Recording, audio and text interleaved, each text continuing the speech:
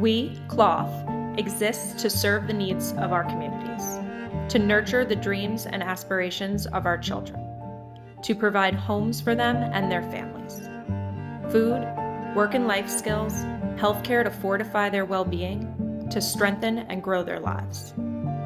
Our children and their loved ones have been the heartbeat that drives our work. All we do is so that they can have opportunities for greater tomorrows.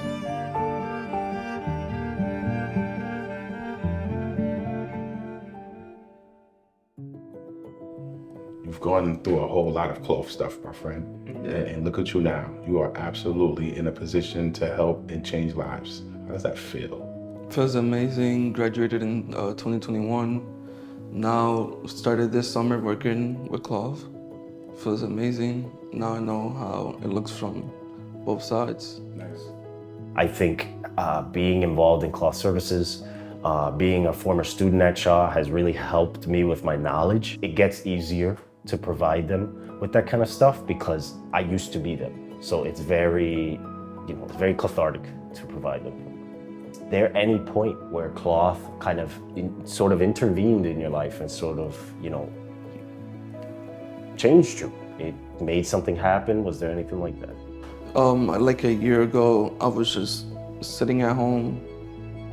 Stuff were happening, stuff like that. I looked at my phone and I saw Samantha. This could be a chance of me being able to get a job. I received a call this summer from her saying that there was an open spot for the operational assistant. And I told her right away, yeah, I'll take that spot. Cloth Services touches all aspects of the lives of our families, fostering practical work skills, jobs, work with our small family businesses to stabilize the economy of our neighborhood. We feed our families and neighbors.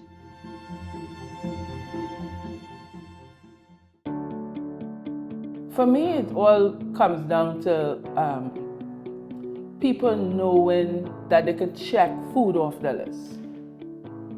That, for me, covers all of it. Because if you're concerned about what you're eating, how much you're eating, where is it coming from, where's the money coming from, then it's a little more stressful on not only the individual, but the family at large. Being assisted with food, then they have less of one thing less to be concerned about. Currently, we serve upward of 5,000 people monthly. We wanted to make sure that everybody was served. We wanted to make sure we touched as many families as possible. I see the pantry having its own staff, continuing to expand as we get more acquainted with the needs of the community and add different aspects in addition to serving them food. Our work is holistic. Our approach is comprehensive. Our investment enriches our community structurally, financially, and humanely. We repair homes and lives that have been mistreated and damaged. We revive what is possible and over time create what is needed. It's a story that we can celebrate in New York City on how institutions such as Cloth is able to come to the community that they were left out. And because of the leadership of you as a tenants, and we from the Yvonne, from the management perspective, ourselves as elected official at that time, we were able to persuade the mayor to put the necessary funding to rebuild this building. Floors were collapsing. The walls were all cracked. No one was doing anything.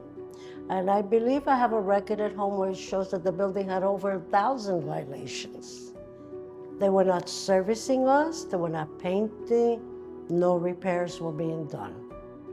I got on my little high horse and I got a hold of Idanis Rodriguez, which is you, who offered to help us.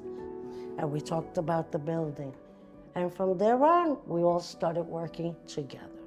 One of the events of the building was when all of a sudden we were put out. And Yvonne Stent, I said to Yvonne, we can't go to shelters.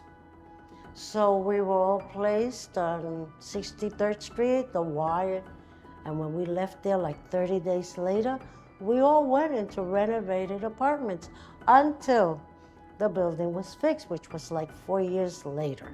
But I think that the most important part of the history of the 552 Academy is the human part, because you never gave up. I think that the experience that you brought to the table organizing the tenants. We had to organize it, and I believe other people should be doing the same thing to improve their lifestyles, their lives, health-wise, and every which other way, because a lot of buildings are in the same way my building was. 552 today is wonderful. We have an elevator, we have a community room. We're the only building in this area that has a green roof. 552 Academy is a role model because not only Clove is managing and own 552, but now Clove is also, it's going to be managing the public library building. I believe Cloth is still doing more for other buildings and still doing for 552 Academy Street.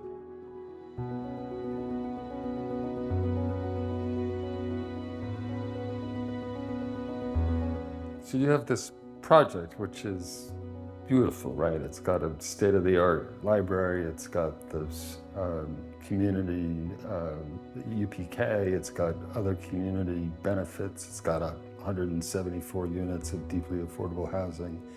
And the process of working with Cloth and with Yvonne, and can you talk a little bit about?